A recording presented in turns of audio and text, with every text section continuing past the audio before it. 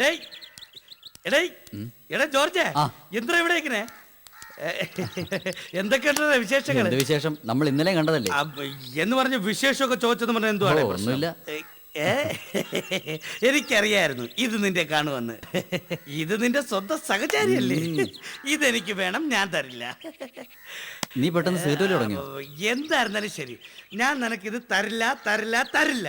ഒരു സിഗരറ്റ് എടുക്കാനുള്ള സ്വാതന്ത്ര്യമൊക്കെ എനിക്കില്ലേ? ഒറ്റ അടി വെച്ചത് കൊച്ചു കിക്കറായി കളയുന്നേ. പൊട്ടടാ.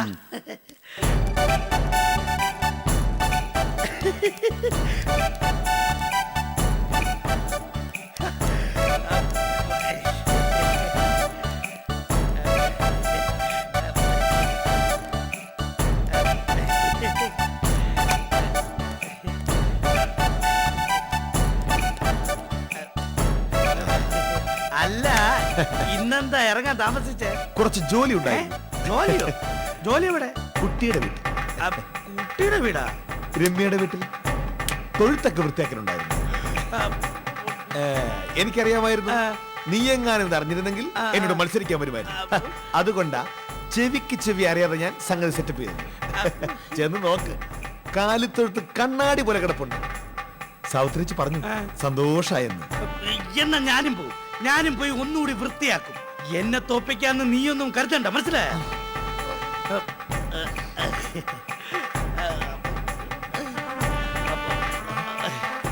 അല്ല അതെന്താ?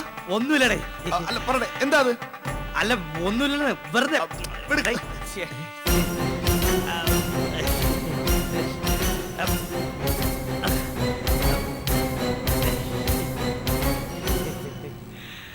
അത് ശരി, അപ്പൊ സിഗരറ്റ് വലിയും തുടങ്ങിയല്ലേ? ഇത് ഒരു മാന്ത്രിക സിഗരറ്റ് കൂടാൻ കണ്ട ഒരു മന്ത്രവാദ പുസ്തകത്തിൽ നിന്ന് വായിച്ചതാ.